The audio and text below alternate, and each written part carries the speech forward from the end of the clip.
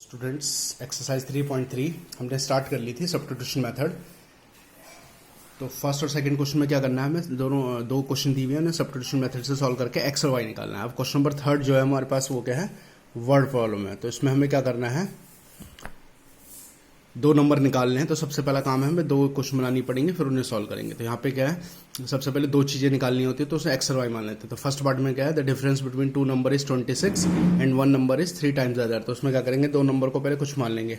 Late the two numbers be x and y. सबसे पहले क्या कर दिया हमने, जो चीज निकालनी है उसे एक्स और वाई मान लेंगे।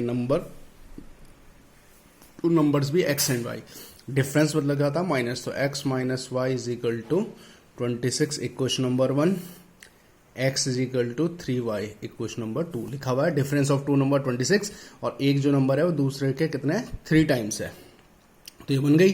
अब दोनों क्वेश्चन को सॉल्व करेंगे। तो यहाँ से सब्स्टिट्यूशन मेथड से x is equal to 3y निकला हुआ है। Put in first equation. तो x के लिए हमने 3y फर्स्ट इक्वेशन में डाल दी, तो ये आ गया 2y equal to 26, y equal to 13। y के लिए 13 आ गई। अब x की निकालेंगे, 13 3 जा 39। तो x के लिए क्या आ गई 39। तो हमारे दो नंबर हो गए। Hence the two number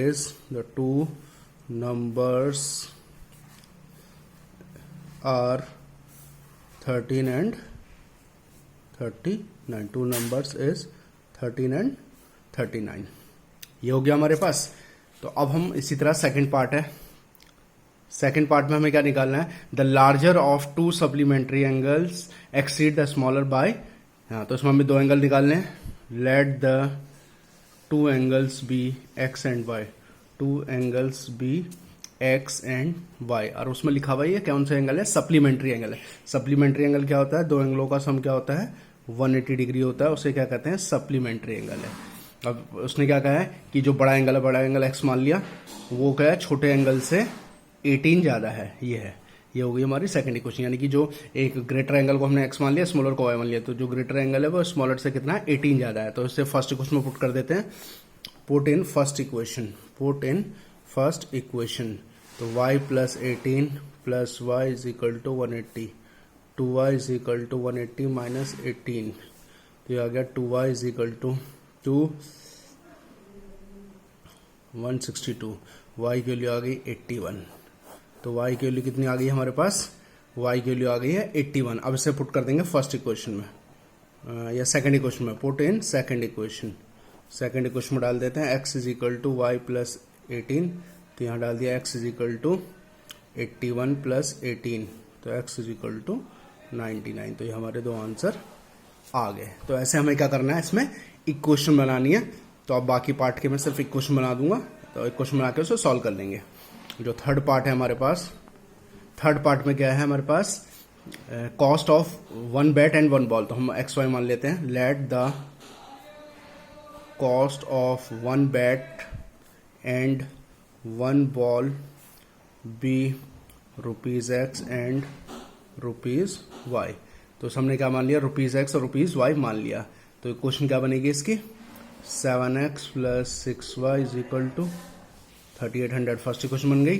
second बनेगी 3x plus 5y equal to 1750। Second equation बन गई। अब इन दोनों क्वेश्चनों को एलिमिनेशन मेथड से सॉल्व करेंगे और x y निकाल लेंगे, वही हमारा आंसर हो जाएगा। अब बात करते हैं हम फोर्थ पार्ट की। तो अब हम फोर्थ पार्ट की बात करेंगे। तो फोर्थ पार्ट में क्या है, टैक्सी फेयर। तो जो टैक्सी फेयर में हमें निकालना क्या है, लास्ट लाइन पढ़ेंगे। लास्ट लाइन में दो चीजें निकालनी है। What are the fix charge and per kilometre charge and how much does a person pay for travelling 25 kilometre. तो उसमें क्या करना है, जब हम कोई भी टैक्सी किराए पे लेते हैं तो उसमें हमें फिक्स चार्ज देना होता है और जितना किलोमीटर है उसका चार्ज अलग से देना होता है। तो हम क्या करेंगे, थर्ड इसे मानेंगे let the fix charge be x. Let the fixed charge be x. Fix charge be x and per kilometre charge be y। ये हो गया। तो फिक्स चार्ज तो उसे देना ही है x, और कितने किलोमीटर के लिए गई गाड़ी, इनकी गाड़ी गई कितने किलोमीटर के लिए, 15 किलोमीटर 10 किलोमीटर के लिए x प्लस 10y।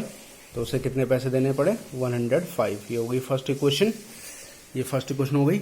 फिर दूसरा क्या है, दूसरे का x प्लस कितने किलोमीटर गया वो, 15 किलोमीटर गया, 15y इक्वल टू 155। अब इन दोनों क्वेश्चनों को सॉल्व करके x और y निकाल देंगे। x y निकाल के आंसर आ जाएगा। इसमें एक और चीज पूछी है, x y निकाल लेंगे। फिर पूछा कॉस्ट फॉर 25 किलोमीटर। अगर वो 25 किलोमीटर जाता है कोई भी आदमी तो उसे कितने पैसे देने हैं, x प्लस 25y। तो यहाँ x और y की वैल्यू पुट करेंगे, उतने रुपीस आंसर आ जाएगा हमारे पास। यहाँ x और y की वैल्यू जो निकालेंगे इसे इन दोनों क्वेश्चनों को सॉल्व करके, वो हमारा आंसर हो जाएगा। अब आता है फिफ्थ पार्ट। फिफ्थ पार्ट में हमें क्या निकालना है, फ्रैक्शन। तो फ्रैक्शन दो चीज से मिलकर बना होता है, न्यूमरेटर और डिनोमिनेटर में। तो हम करेंगे let the fraction be x upon y, let the fraction be x upon y. तो क्या फ्रैक्शन क्या होता है, numerator upon denominator, p upon q की फॉर्म में होता है, जिसमें x न्यूमरेटर हो गया, y डिनोमिनेटर हो गया। तो अब देखते हैं क्या कह रहा है वो। ये न्यूमरेटर हो गया x, ये डिनोमिनेटर हो गया। वो तो कह रहा है 2 इज एडेड, दोनों ऐड करो, 2 ऐड करो न्यूमरेटर में भी और डिनोमिनेटर में भी। तो फ्रैक्शन कितना हो जाएगा, 9 अपॉन 11। क्रॉस मल्टीप्लाई करो, 11x, 11 2 जा 22, 9y, 9 2 जा 18, 11x minus 9y is equal to -4। First equation ये हो गई फर्स्ट इक्वेशन। सेकेंड इक्वेशन, इसमें हमने मान लिया x अपॉन वाई। इसमें क्या करा, 3 इज एडेड, 3 हमने दोनों में ऐड करा। Fraction becomes 5 upon 6। Cross multiply करा, 6x, 6 3 जा 18, 5y, 5 3 जा 15। तो ये आ गया 6x minus 5y equal to -3। ये सेकेंड इक्वेशन बन गई। अब दोनों क्वेश्चनों को सॉल्व करेंगे और एक्स वाई निकाल देंगे तो हमारा आंसर आ जाएगा। वही सब्स्टिट्यूशन मेथड से करना है। और लास्ट पार्ट क्या है हमारे पास, एज वाला। तो देखो इसमें क्या है, जैकब और उसके सन की बात कर रहे हैं। तो पहले उनकी एज को मान लेते हैं। तो let the age of Jacob, let the age of present age, let the present age यानी अभी कितने साल का वो, present age of Jacob and his son be x and y years. यानी कि अभी जैकब क्या है, एक्स ईयर का है और उसका बेटा वाई ईयर्स का है, वाई ईयर्स का है। अब इसमें क्या होता है, अगर हम फ्यूचर की बात करते हैं तो उसमें प्लस हो जाता है और पास्ट की बात करते हैं तो माइनस हो जाता है। अब इसमें क्या कह रहा है, ये इसमें कह रहा है 5 ईयर एगो, 5 ईयर्स एगो। एगो मतलब क्या होता है, पास्ट की बात कर रहा है। तो प्रेजेंट एज जैकब की कितनी है अभी, एक्स, उसके बेटे की कितनी है, वाई। तो 5 साल पहले क्या होगा, 5 साल छोटा हो जाएगा जैकब भी और उसका बेटा भी 5 साल छोटा हो जाएगा। तो 5 साल पहले वो अपने बेटे से कितने टाइम्स था, अपने बेटे से 3 टाइम्स था, 3। तो मल्टीप्लाई कर देंगे इसे, x माइनस 5, 3y माइनस 15। तो x minus 3y equal to -10। Equation number 1 हो गई। फिर 5 year now, 5 years now, 5 years now, 5 साल बाद। तो अभी जैकब एक्स ईयर का, उसका बेटा वाई ईयर का। 5 साल बाद क्या होगा, दोनों के दोनों 5 साल बड़े हो जाएंगे, क्योंकि प्रेजेंट एज एक्स है। तो 5 साल बाद दोनों के दोनों क्या हो जाएंगे, 5 साल बड़े हो जाएंगे। तो वो जो जैकब है वो अपने बेटे से 7 टाइम्स, तो बेटे पे लगेगा हमेशा x plus 5 is equal to 7y plus 5 जा 35। तो x minus 7y is equal to 30। अब ये सेकंड इक्वेशन बन गई। अब दोनों क्वेश्चनों को हम क्या करेंगे, सब्स्टिट्यूशन मेथड से सॉल्व करके एक्स वाई निकालेंगे। तो जो एक्स वाई होगा वही हमारा आंसर हो जाएगा। तो इस एक्सरसाइज को पूरा करेंगे। ओके।